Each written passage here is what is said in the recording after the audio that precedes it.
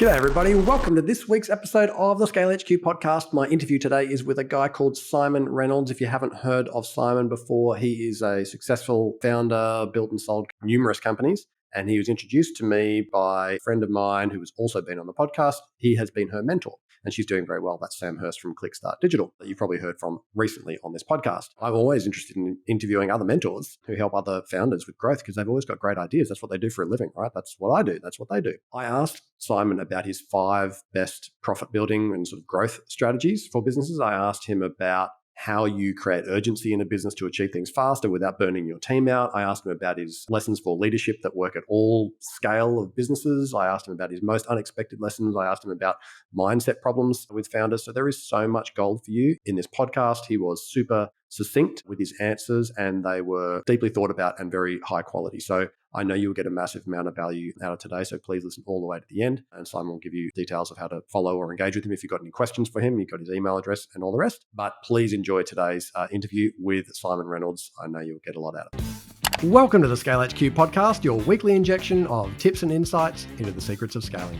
I'm your host, Sean Steele, and I am obsessed with figuring out how to help founders just like you who are creating real value in the world to scale up so they can fulfill their potential. I do that each week by interviewing founders who successfully scaled, experts in all the areas of business that you need to master, interviews with founders who are still on the way up, and 10-minute tutorials and reflections from me based on my experiences in creating $100 million in revenue for 4 other companies over 8 years. So let's dive in and see what gems we can find together on this week's episode of the Scale HQ podcast.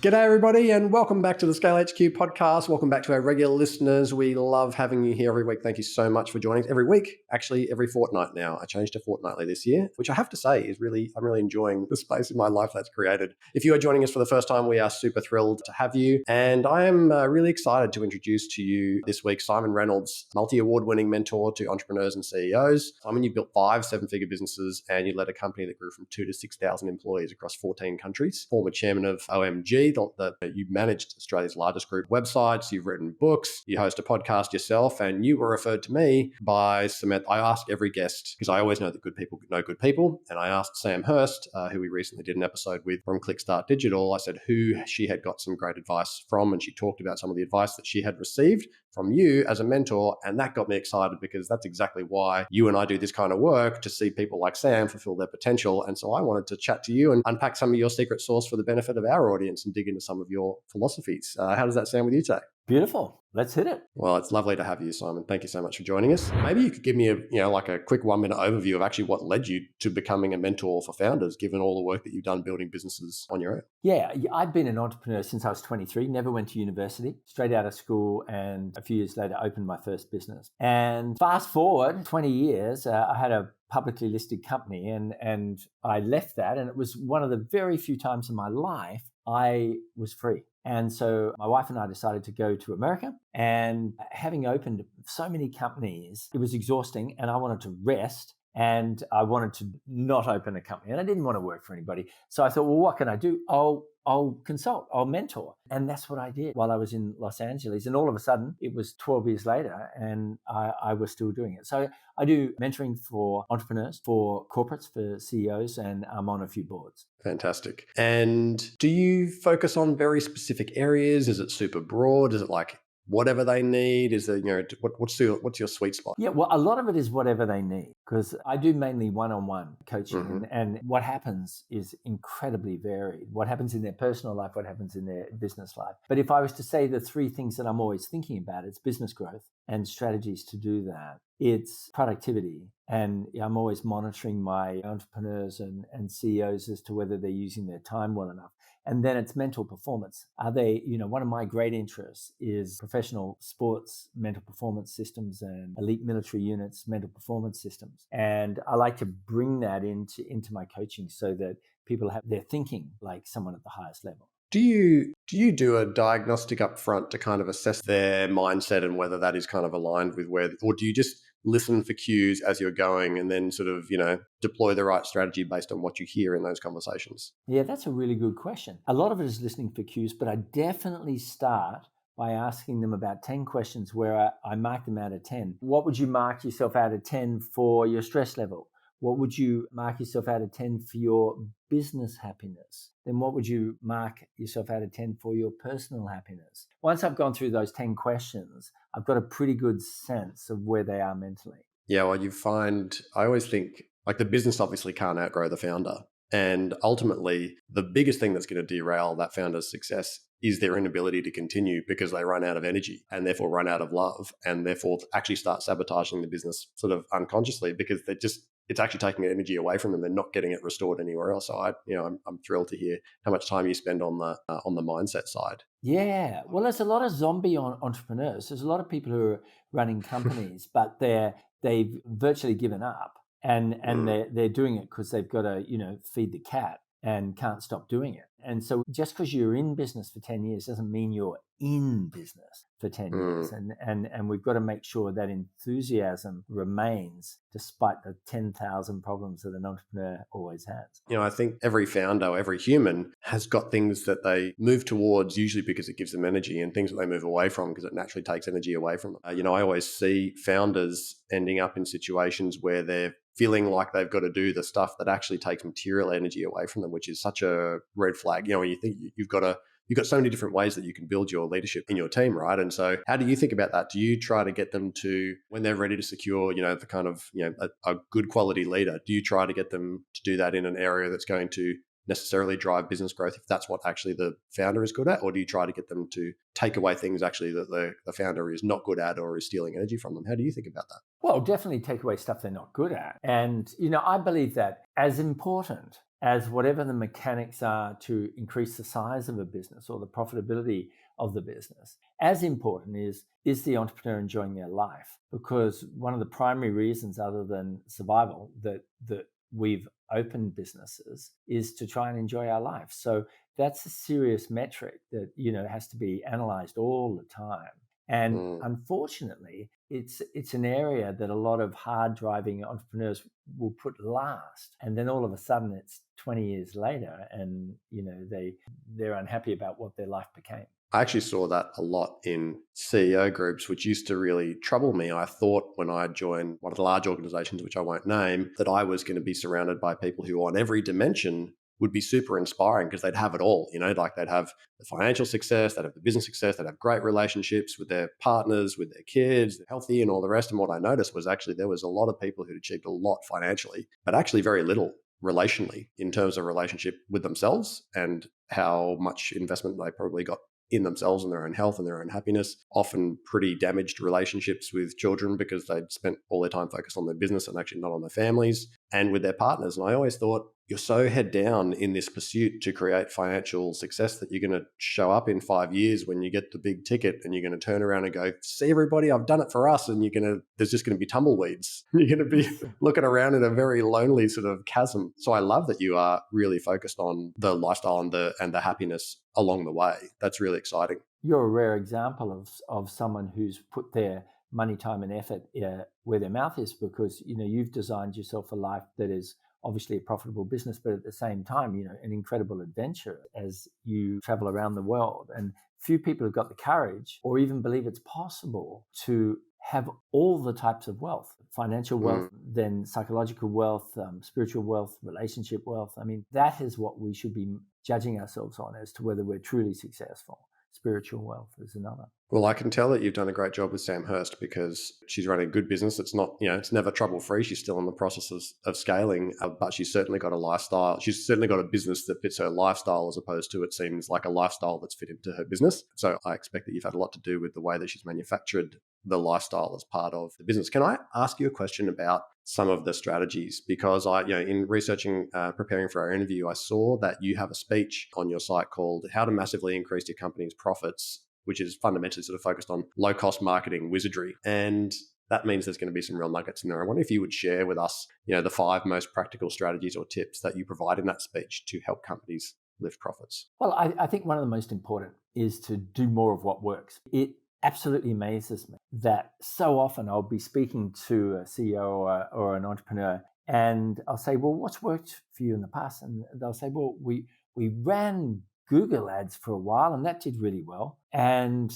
I said, well, why don't you continue them? Or why don't you spend twice as much money on Google ads? Or they'll say, we We sent an email out once and we got a couple of customers from that. Why don't you send 2 emails out or 3 emails out? And it's such a simple thing to say to someone. I almost don't want to say it because it sounds too simple. But in every case, it's the fastest way to increase how much a company makes. Just do more of what works. I think secondly, increase prices. I think very few people have pushed prices until they break. And that's what you've got to do. You've got to do it, lift prices to the point where you literally see a decline in your business. And now you know what the limit is. Almost no one has pushed prices.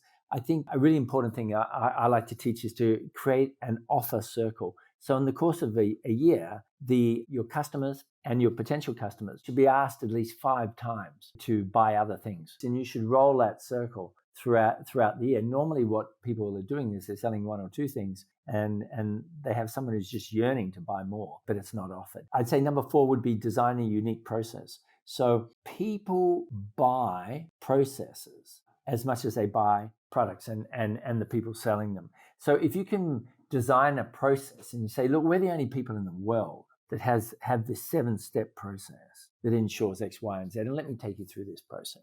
People believe that. And it separates you from everybody else. It stops price comparison because you're the only one with this process. And people like systems. They like to buy into a system. So I think there's huge opportunities, a big subject, but huge opportunities in designing a process. And then finally, I'd say to increase a company's revenues, you've got to just closely monitor dollar productive activities. Like, what are you doing? Let's say you work a 50-hour week. How many hours are spent increasing income? And, there's this great coach for the real estate industry, Dr. Fred Gross, and he came up with the concept of dollar productive activities decades ago. And in his experience, the average real estate agent is spending only 6 hours a week increasing their income. And I think other businesses are very similar. So to get clear on what your dollar productive activities are and make sure that you're increasing the number of hours that you're doing that each week. You do all those, you'll be rich. Jeez, there's so much in those 5. I've got just madly scrambling, wanting to capture the questions I've got around that. First of all, the psychology of pricing. Do you tend to get a founder to ratchet up slowly or take a big leap? How do you get them to think about their pricing ratcheting? And when you're working through that process, are you trying to get them to increase the perceived value or the real value at the same time, or just existing products and services, let's start ratcheting to see actually where we start to get some loss or some no's? Well, that's a very intelligent question. And the answer is, regarding the first aspect of it, do we do it a little or a lot? Mostly a little. I also think there's something to be said for charging 3 times more in many different cases and see what happens. And you can just test it, on a few clients. But generally speaking, you want to lift it, probably 15%. And if no one says anything, then another 15%, and then a little bit like that. Then to the second part of your question, I think it's really important that you build a strong justification for your price, whether you lift them or not. Most people have chosen their price based just what their competitors are doing. What I believe, a very simple way of doing that, which almost no entrepreneur can answer, is what are the 3 reasons why I should go with you? And people should be able to go 1, 2, 3. And most people can't. Now you give them 10 minutes, they can formulate something. But it should be crystal clear in not only the business owner's mind, the 3 to 5 reasons why people should go with you, but in every employee's mind, so that if someone's on the phone and asks them, they immediately know. Once you know those reasons really well, then it's easier to justify a higher price. And one of those things would be the last one that you said, which is, was it the 4th or the 5th, but the unique process, which sets you apart. And I love that because I think there's a couple of things there that it almost feels like there's 2 parts to that. One is the uniqueness of the process. I was thinking about, I remember doing a Harvard executive education course, and I love the way that Harvard does their professional education, because they do a case study from an entrepreneur who's been through their MBA program or whatever. They put the case study up, you work through the case study, you hypothesize what the founder would have done in XYZ challenging situation, and everyone has their say. And then they bring the actual founder in who's been through that process, and the founder tells you exactly what they did do, which is quite often completely different to what everybody thought they were going to do. Wow, I really love that design. But one of the cases was this guy in the States who had a jewelry, like diamond wedding ring, basically business. And their process was to sort of take, I guess, a process that everybody's normalized. You sit the couple down and you ask them some questions about what they like and what they don't like, and you show them all the rings and they pick one and then you go off and make it and bring it back. And they're like, that's just so boring. So they would interview the couple. So their unique process was, interview the couple separately and together deeply, it was like 45 minutes each, and ask them about all the moments that they met and what they love about each other and all these other things. Then they would give all this information to an illustrator who would take the stories and then illustrate different marks, designs, almost kind of like logos and symbols and themes to bring together a whole bunch of themes. And they would try to integrate that, they'd present that to the couple, then they would integrate that theme into the design of the ring. And then the way that they sort of would bring the presentation of the ring, by the way, no one's even paid for anything yet. This is all pre-paying for the ring. The ring doesn't get paid for until after they've been shown the ring. Amazing. And then in the end, they literally have them like walk down the red carpet, music and fanfare, confetti. They do a huge presentation of the ring. Like it's full of music, and the whole team is there watching the presentation. It's absolutely amazing. And that is, to your point, a completely unique process that nobody else is doing, taking a very normalized, boring model. And they, of course, charge 3 times the normal amount for these rings, but everybody raves about it. Incredible. So I think there's so much in that, separating yourself from the competition with a unique process, because I agree, people will pay for, they want outcome, but I guess what they're buying is the likelihood that that unique process is going to deliver the outcome. That's exactly right. It's permission to believe. We say, oh, I'm the best at this. And the potential client doesn't believe that, but they believe a process, if it makes sense. Why do you think, what the first thing that you said in your top 5 was doing more of what works? Why do you think founders move away from what works? Well, I think certainly shiny object syndrome, but secondly, I don't think they're monitoring enough. If they really analyze where are the sources of our income, and they were acutely aware of that, then anyone would come to the conclusion we've got to do more of that thing we did before, because I can see that it generated this kind of income. But people are pretty blurry on where income comes from. So, your typical entrepreneur, particularly one who doesn't have a marketing system, will say, when you say, where does your business come from? They say referrals. And that is only ever partially true. There are derivatives, aspects of that are true, and aspects that aren't. And so I think that when people really analyze where money comes from, then naturally they do more of what works. Yeah, it's very interesting, isn't it? And if they were spending a higher percentage of time, when one of the elements you mentioned was the revenue generating, the billable hour. So what was the language used? The productive hour? Dollar productive activities. Yeah. So I imagine if they were actually spending more time doing those, they'd probably spend more time on the attention of designing a system, putting in the metrics so they actually know what's working and what's not working, so they can actually then make changes specifically. Well, in the terms of those activities, do you find there's a common few across founders, or is it quite different in every founder that you work with in terms of what those activities should be that they should be increasing their time spent on? That's another good question. Look, I mean, as you know, the things we're talking about, there's an hour on each of them. But broadly speaking, there's something that I call the revenue runway. And the revenue runway is leads coming in. What is the quality of the lead? What is the quantity of the lead? Then sales process. What's our close rate on the sales process? Then there's the time. How long does it take to get a customer? Can we improve that? Then what is the value of that customer? Can we improve that? Then what is the repeat purchase cycle of that customer? And then finally, can we use that customer to get more customers, which is referrals, right? There's millions and millions of dollars of potential income in just one of those. And almost nobody does one of them even well. So when, as you know, these are deep issues, but when an entrepreneur comes to me and says, I can't seem to make money in this business, it's ludicrous. The streets are paved with gold. You don't have to have a good industry. You don't have to even have a good product as long as it's not appalling. There's so many things that you could do to increase sales. They really are. That's really interesting. Do you find that, sometimes it really surprises me how big a business can get without clarity on some of these things that if you've been in a larger business where actually you really cannot run it unless you understand these things, there's this middle section. Like I noticed this sort of 5 to 20 million range where they have got a good business, it's profitable, it's growing. They still have no marketing system. They still have no quality sales function. They still could not tell you what their cost of acquisition is. They couldn't tell you how much EBIT is contributed per customer. They couldn't tell you probably what their close rates were. They may probably know what their margin per customer is, but all of these sort of sequential pieces, it's amazing to me how big businesses can get sometimes without that. But there's a threshold. There's a plateau where you are not going to be able to get beyond that, or you're going to make some very poor decisions likely that could have some significant consequences if you don't get those ducks in a row so that you can obviously it's always a bit of science and a fair bit of art, but you're not going to keep growing to the next stage until some of those things are tighter. Do you see that? All the time. I remember one of my ad agencies was bought by a very famous ad agency, and everybody in the industry said, that place is a new business machine. What they know about new business is incredible. And anyway, after they bought my company, I was working in there as part of my contract, and they had no new business strategy whatsoever. People just came to them because they were well known. And it stunned me how big they could have become if they'd actually had business growth systems. And I think there's thousands of companies like that they were the first in the industry, or they're located in the right place, or they run this same ad every week and that brings people in, or the charisma of one or two salespeople.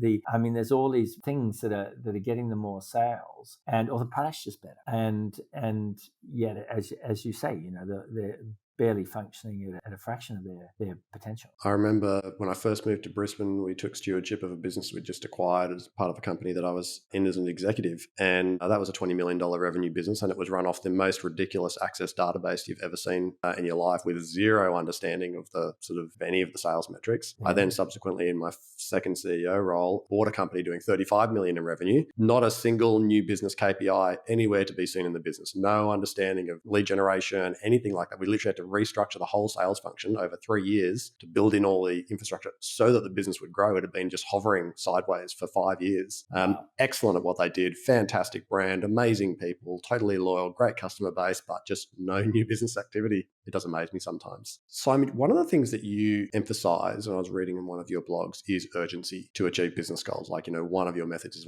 actually, increase the urgency. How do you get people to think about, when you're trying to balance that sort of founder lifestyle and their happiness and all the rest? How do you get them to sort of instill urgency in their teams and in themselves without causing burnout or sort of urgency fatigue, if you like? Yeah. Well, look, if we forget the individual's sense of urgency and we talk about the leader of the company trying to instill urgency in the team, as you say, because they're slightly different things.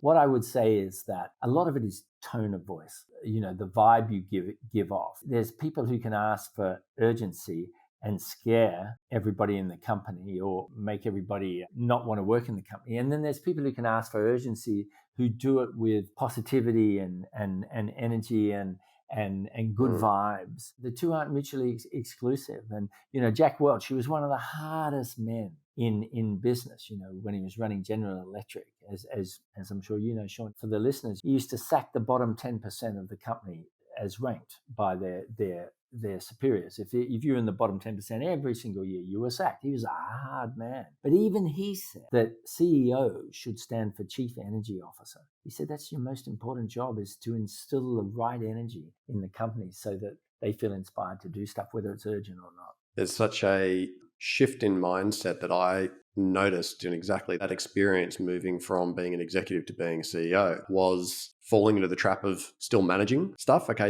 yes, you had to give inspiration to your division, all the rest, but all of a sudden the tone of the business was fueled by your energy for the business. And I remember reading this book that said, you can have a couple of bad days a year as a CEO, no problem. Like, come to work in a bad mood, everything's terrible, blah, blah, blah. But you've literally only got 2. The rest of the time, you need to pay attention to the productivity of those people based on your energy for the business, which is, is a lot of responsibility, but it's also the truth. Yeah, it's really interesting. So in the context of leadership then, you've seen a lot of founders over your years and have been a successful CEO and founder yourself. What are some of the core key principles that you teach others about leadership that you think serve founders well at sort of all stages of business? Well, I think the first one, which is said in some ways often, but is still not done, is the leader's got to be super clear about the vision, and most aren't. And then second of all, they've got to endlessly talk about the vision. And so what happens is if you go 9 out of 10 companies, if you go and ask someone 2 levels down, what is the vision of this company? They can't tell you. I mean, that's ridiculous that the leader has not set the compass in a way that everybody on the ship is aware of where it's going. And yet this is very normal. So number one is get very clear about the vision yourself. And then secondly, talk about it and relate everything in the business to the vision, to the point where people crack jokes about you talking about the vision too much. Only then will your team really understand the vision. I think secondly, appreciation is super important. You look at Gallup's work, their research on 4 million employees, and the number one thing that employees want above salary is to be appreciated. And I forget what it is. It's something like 63% of American employees, because of Gallup's American company, 63% or somewhere in the 60s of them have not been told that they have done a good job for at least 1 year. Oh, my goodness. And that's what they most want to hear. So number one, be Breaks my very strong on appreciation. And then thirdly, I think what is super important is to have a checklist orientation. If you're not running a business based on checklists at every level, things aren't going to happen as well as they could. You know, you may have seen a fabulous book called The Checklist Manifesto by Atul Gawande, who's a ER doctor in New York, but also an award-winning writer.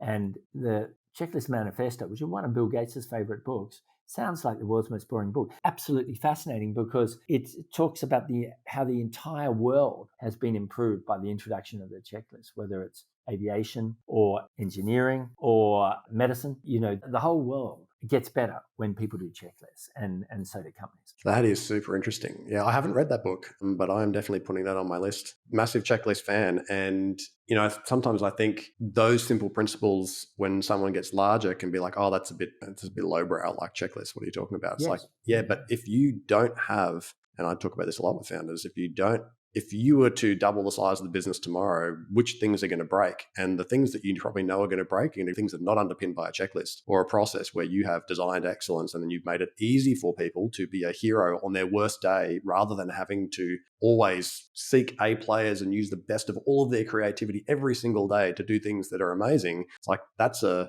risky process because now you're super dependent on people and not dependent on process to produce something that scales well. And checklists, it's a super fundamental piece. I really like that. I think you've got to the absolute heart of it is you have to rely on talented people unless you have good checklists. And employing talented people as you grow is very, very difficult. The thing about checklists is if you're experienced, they improve you because experienced people cut corners often when they shouldn't, just because they've been in the business for a long time. And then if you're inexperienced, they make you better as well because you don't know exactly what to do. And now you're following the checklist and sure enough, things happen better than they're happening before. So it's absolutely profound. It's an exciting subject when you look at what they can do. What's the most unexpected lesson you've had in your business career? Well, I think the power of being kind, being a good person. The reputation, particularly people outside business, is that these people became rich because they were assholes and they did people in, et cetera, et cetera, et cetera. But I think that kindness is one of the great increases of business wealth because several reasons why. First of all, people want to be around you if you're a good person. That's your staff, but it's also clients. People will often give you a benefit if they think you're a good person. You might make some mistakes, but you're a good person, you're a kind person. And so they want to stick with you. And then also we live in a world where it's very hard to get any meaningful, lasting advantage in what you sell versus someone else. Even if, with the internet, et cetera, in the old days, you could have an advantage. And for 15 years later, most of your competitors didn't know what was happening. Now they can just read your website and see what your advantage is. So the advantages don't last for long. As a result of that, we live in a near parity commercial situation. So if you're selling the same thing as everybody else, often someone will just choose you because they like you better. And, when I was in advertising, I'd see, $10 million a year advertising accounts just given to someone that they like because they've got to deal with them every day.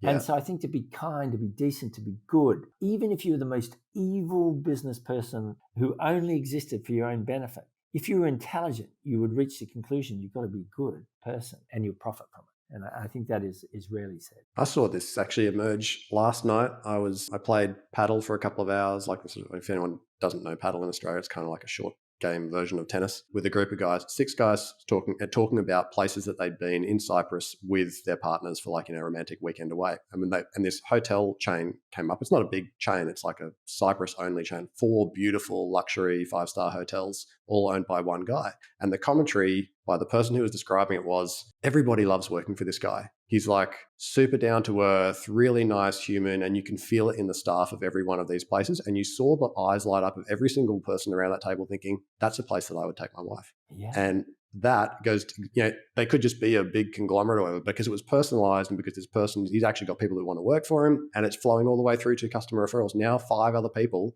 want to go to these expensive hotels because of that exact principle. So I think you're absolutely right on the money there. I'm conscious of how much time we've got left, but I'm always interested in the answer to this question. I don't ask it to everyone, but when you are mentoring, you are also filtering. You're always filtering advice. You're filtering advice that you hear from others or you get from others, and what you've experienced yourself. What's the worst business advice you've ever received, or that you hear founders accepting and sort of acting on? Yeah, well, look, I think one of them is there's a lot of people who put money first, and it looks like that is the way to make a lot of money. But you look at most people who've made a lot of money, and it's because they're excited about the business, what it's producing, or it's because they're inspired with a bigger vision, or because they really love what they're doing. And so it's a strange paradox that I believe the people who put money first often don't make as much money as the people that put other things first, that are arguably, as seen by the world, more soft type of things to aim for. And I've still got time, so I'm sneaking another question in there. What's the biggest mindset mistake that you see founders make that you think actually prevents them from fulfilling the potential of their business? Well, I think it's allowing negative thinking, negative thoughts about issues to stay in your head. So there's this wonderful story, this American Indian story, where this chief is taking a young Indian for a walk, and he says to them, to the kid, he says, in your life, there's these, inside your head, there are these 2 wolves, and they're fighting each other. And the first one's the fear wolf, is fearful of everything. And the other one is the courage wolf. And it's when you're courageous and despite something, you still think you can do it, and you've got confidence and you dare, etc. And your whole life, these 2 wolves will be in your head fighting. And then the young Indian says, well, which one wins? And the chief says, the one you feed. And I think we allow entrepreneurs, business owners, everybody, we allow negative thinking in our head. And it's incredibly destructive. It doesn't mean you don't look at the downside of things, of course. But to let the amount of times we think, I can't do this, or this won't amount to anything, or I'm not going to make it, or, I don't like what I'm doing, or whatever. And these things will sit in your head sometimes for 2 years and destroy people, really, really inhibit what they could become. So the first thing, there's a great process around this. One thing that I do with a lot of my coaching clients, it's called WIRM, W-I-R-M. First of all, you've got to witness. You've got to actually start spotting when you're doing this. Then you've got to interrupt the I, and you've got to say, no, I'm not, I can do this. Then you've got to replace the R with another thought, a vision of seeing you do it, of seeing you making it, of seeing you overcoming this. And then you've got to maintain it. You've got to be disciplined. And I really think we need mental strength as well as, energetic strength that we were talking about earlier to endlessly root out negative thinking. Because when we're doing a big thing like trying to grow a company, that's insidious to our success. And this also, I think there's a really interesting parallel there around, the loneliness of the entrepreneurial journey and paying attention to who you've got around you. Because whether that's mentors or the quality of your peers or who you get to spend time with when you're not inside the business, when you have that moment to step back and think about where you're at and what you're focused on and what the challenges are and what the opportunities are, you need to retain perspective. And that's why I know, CEOs are quite often attracted to other groups of CEOs, Entrepreneurs Organization or YPO or Club of United Business or Vistage or, or mentors like yourself or myself, because it's really easy to fall into the trap and to spend far too long and waste time because actually your mindset sort of become constrained in some way, or you don't actually have the right perspective on how you're going to address that challenge or how to lift your eyes up from the busyness and everything that's going on in work. So I think there's so much value in that. And it seems so simple, but to your point, it is in the absence of a process or in the absence of a rhythmic, high quality interaction with somebody who helps you really retain perspective, I think you can really end up burning a lot of time in inertia or actually going backwards because you can't sort of see the forest for the trees. Yeah, I agree. Look, there's two parts to that. I think I agree that you need other people. It's hard to see the picture when you're inside the frame. And then you also need to handle yourself really well, rigorously, so that you're mentally superb. And that is a aim that doesn't even occur to most, let alone do they pursue it. Siimon, I have absolutely loved this conversation, and I wish I had several hours to unpack this, but I know that people don't listen to several hour-long podcasts unless you're Joe Rogan, so we won't go down the Tim Ferriss path. I really appreciate you sharing your wisdom. That's been super valuable nuggets for our audience. Thank you so much. If people wanted to get in touch with you or follow along with what you're doing, where would you direct them to? Well, my website is Siimon with 2 I's, SiimonReynolds.com, but it's next few weeks it's being rebuilt. So if people want to just email me at simon.reynolds@gmail with 2 I's and Siimon, that's where I'll be. Beautiful. Really appreciate it. Thank you so much, Siimon Reynolds, for sharing your wisdom today. And folks, I hope you got a lot of value out of that. If you need to go, I would highly encourage you to go back and listen to that again with a pen and paper and take down some notes. There was some absolute gold in there. Thanks so much, Siimon, and I look forward to speaking with you soon. I appreciate it. The team here at Scale HQ hope you've enjoyed today's episode. Now, if you want to achieve scale, but you want to know what's going to hold you back, we can help. Head over to scalehq.com.au/growth score to get your free 9-page growth score report. That's going to help you understand where your top 3 barriers are to scale. And if you'd like, we'll even do a free debrief on the report for you with no obligations or expectations, just lots of value from some CEOs who've scaled to help you on your journey. That's scalehq.com.au/growth score. And find out what's holding you back from fulfilling the potential of your business today.